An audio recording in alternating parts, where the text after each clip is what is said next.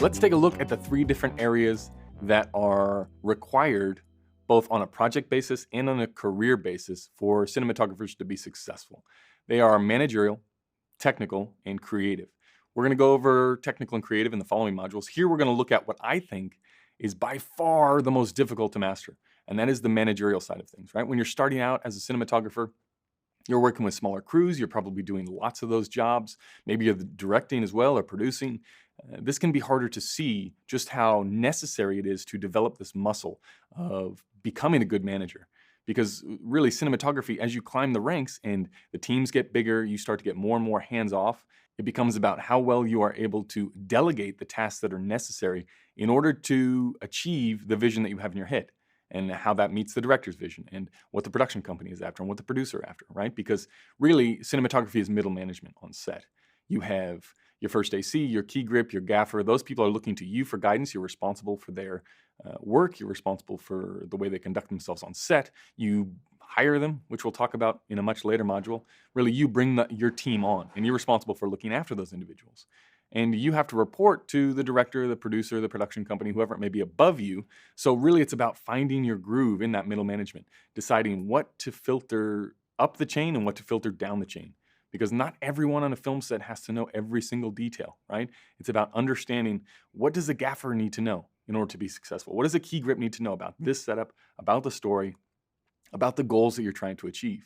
Right? You don't have to go over every single thing. It's why there is a chain of command, because it becomes much more efficient that way. And the sooner that you can increase efficiency, or the better that you can increase efficiency on set, the better the results you're going to be, right? Because you're never going to have enough time. Doesn't matter what the budget is. You're never going to have enough of the tools. You're never going to have everything that you ask for. So this managerial side of things is really learning how to delegate what needs to get done, when it needs to happen, and how you do that, the attitude that you carry forth on set to make sure that the way that you want to run things, that's how it's actually getting done. And those are the results that you are getting. Is what you're expecting is what you're getting. So one of the biggest parts about the managerial side of things is getting your team on the same page, right? Getting everyone involved, and that's people above you, people below you. Everybody has to understand the vision that you are going for, because then they can bring their own unique talents to that vision, right? If you don't tell anybody anything, you get to set the morning of, and you start rifling off commands, it feels very micromanaged, right? And crews don't like that. Directors won't like how slow it goes, because people are coming back to you looking for guidance at every single step. You want to empower those around you, especially your key grip, your gaffer, your keys, your first AC. You want to give those people enough of an understanding of what you're going for that they can then use their skills, right? And then you can utilize and you can leverage their abilities to make you look better. You want to surround yourself with the best people possible, who are the best at their jobs, because they're going to bring you ideas that will elevate your work. And getting everyone on the same page is really, it sounds like, oh, of course, it's a simple thing to do, but it's not. Everyone is going to operate differently. Every key grip, every gaffer, every first AC, all of the people, all the DITs, they're all going to respond in their own way to motivation, to understanding what they need to know in order to get something done, how detailed they want to get. Much like every cinematographer and director relationship is different, every cinematographer and the keys relationship is different. You have to learn to navigate that and how you can get the most of them. Like, how much detail do you have to go into? If you're working with a new crew, do you have to go into really, really micro level detail about the lamp that you want and where you want it and how hard you want it and what stop you want it? Or can you be a little bit looser with crews that you worked with before? It's understanding this management side of things, because it really does, at the highest levels, as you move up and get further and further away from the camera, or further off the tools for setting up your own lights or setting up your own dolly track or whatever it is, you need to be able to inform people so that they feel empowered to do better. You don't want to be micromanaging people. You want to let them do their work and elevate your work. The other side of the managerial aspect is you need to, in the pre-production process, choose the right crew, choose the right people for the right job, right? Because not every key grip is going to be perfect for car spots. Not every key grip is going to be perfect for big, giant techno-y stuff. And it's going to be different. So you need to understand the people that are around you, their skills, how they can help improve your workflow, how they can help improve the final results. And maybe there's a director that likes to work extremely quickly, and you know that you've got a gaffer who can do beautiful, beautiful work, but it might take them slightly longer. Maybe they're more studio based rather than location based. So it's not only organizing things on the day, but it's organizing things in pre-production so that you can get on the right foot and get the people in the right place. And if you show up to a job and the gaffer and the key grip are butting heads, or you're working slower than the director's expected, and you can't go out there and start moving lights for the gaffer. I mean, I guess you could, but really you want someone who is on that same page as you, where you can sit down with them and say, listen, we're trying to move as quick as we can. This is a bit of a docu-follow sort of thing. We're not going to have an hour to set up every single setup. We need to move quickly. We need to augment and make things look as great as we can. But the director just wants to shoot, shoot, shoot. So we need to be prepared for that. So as long as the gaffer is on that same page as you and the key grip is there and they understand these things, then they won't feel, number one, they're not going to feel bad about holding up the entire crew, waiting on you. But also, they're going to feel empowered to bring their own thing. Okay, I know I can't do this. I know I don't have long enough to do that. But what can you do? What can you bring to the project? And then from there, it's up to you to develop your communication skills in the pre-production process to ensure that that happens. Like if something doesn't work out, you have to analyze it and say, what didn't I explain early on to get the gaffer on the same page? What didn't I do that I could have done that would have made things quicker or better or more nuanced, right? If the results that you get from a project don't match the expectations that you had, well, now it's time to do some thinking about how you can alter your managerial side to become more efficient. And following on from that, you have to lead by example on set, right? You are the leader of the crew on set. You're the person that dictates how fast we go, how slow we go. People are looking to you for how you act on set, the mood, the tone that you set on set, how quickly you are. If you're frantic, other people are going to be frantic. If you're calm, other people will be calm. And you have to set the mood, and you have to lead by example. If you demand perfection out of the work that you do, that's going to infuse into the rest of the crew. That's going to that level of nuance and detail and expectations that will start to work its way down the ladder. And if that's what you want, that's a great thing. If that's not what you want, that's not a good thing, right? So you have to be very mindful of the way that you're acting on set, the attitude that you're bringing on set. If you show up and you're unorganized, how can you expect anyone else to be organized, right? You're at the top of the food chain. You should be setting the tone of this is the level of quality that we want from the production, right? If you're serious, others will follow.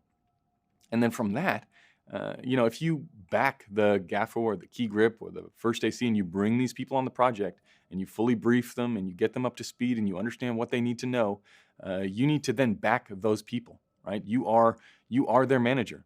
The work that they do is a reflection of you. So you need to stay on top of them. You need to make sure they're doing a good job. If they're not doing a good job, you need to find out why and how you can rectify that. If there are steps that you can take now, or if there's steps you can take in the future in pre-production to say, okay, I know this person likes to do this, or they need this amount of crew, or they work best in this environment. So you need to take those things into account, but you always have to back.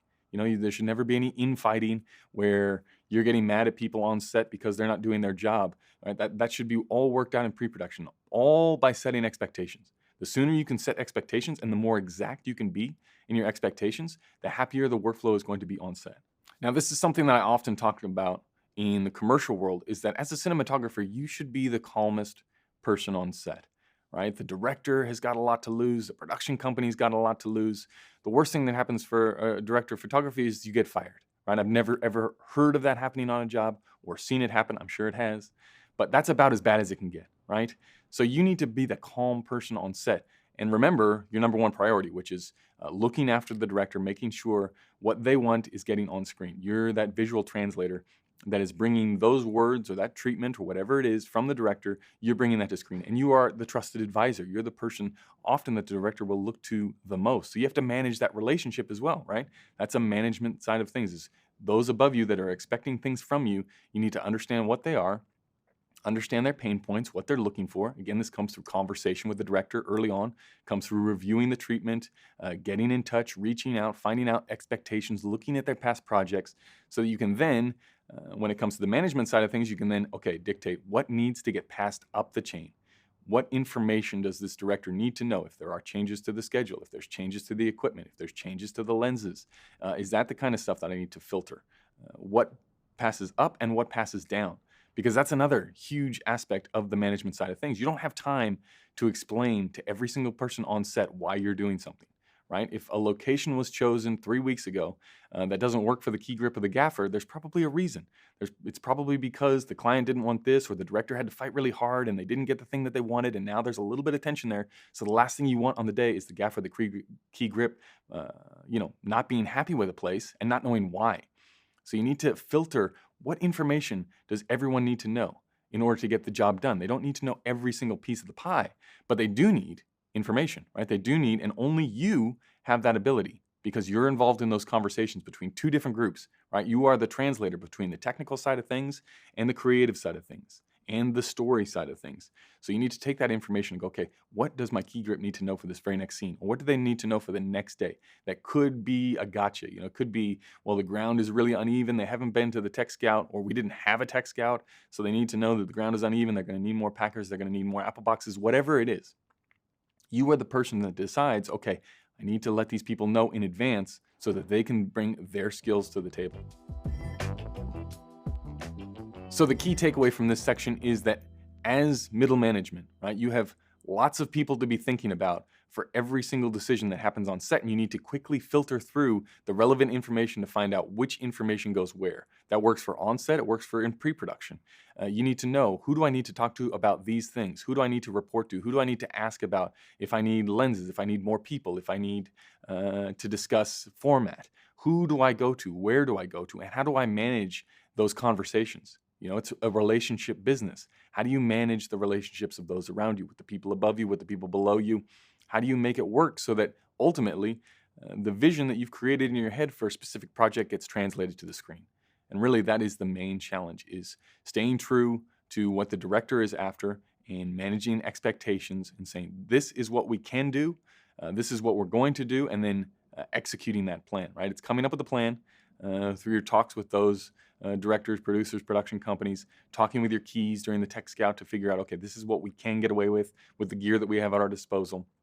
If we don't have the necessary gear, how do you manage that relationship with those above you to go, listen, what we promised or what I said we could get away with the gear that we had, in conversation with the keys, we've decided that's not going to be possible with the time constraints, so that's not going to be possible because of some external factor. And now you need to make sure that you have something in your head, some backup plan, because you want to always be offering solutions, right? You want to solve problems. You don't want to create problems.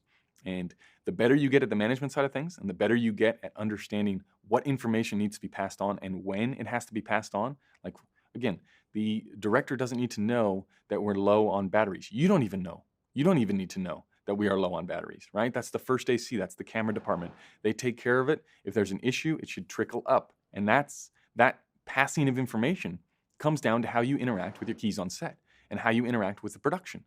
You need to set that tone. You need to lead by example. You need to bring the professionalism to set. The more you do that, the more the people around you are going to be inspired to follow. And they're going to say, wow, Patrick, or wow, so-and-so came to a set really, really prepared, came to the tech scout with all of the ideas, the same thing that you're going to be looking for from a director, all of that information. You just want answers so that you can better perform your job. Well, that's what the keys are looking for. That's also what production is looking for. The more concrete you can be with your answers and managing problems as they arise, the quicker you can get on top of them, the quicker you can filter out information, and the quicker you can be at communicating, the chances are higher that those problems are going to get solved. And the keys are expecting the same thing from you, right? They may not have all the gear necessary. They may need a little bit of lead time to go out and search and find gear that is going to elevate the project. So give them as much as they can.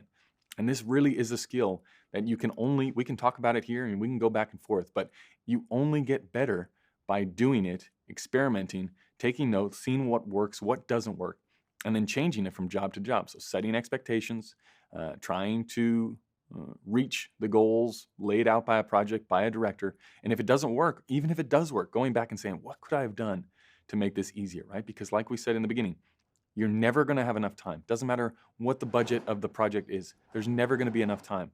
So you need to understand the flow, both in pre-production and on set, to get the best results that you can possibly get. In the end, in commercial cinematography, you're only as good as your team, right? The more you can give them to perform better, the better the results are going to be, the more reward you're going to see.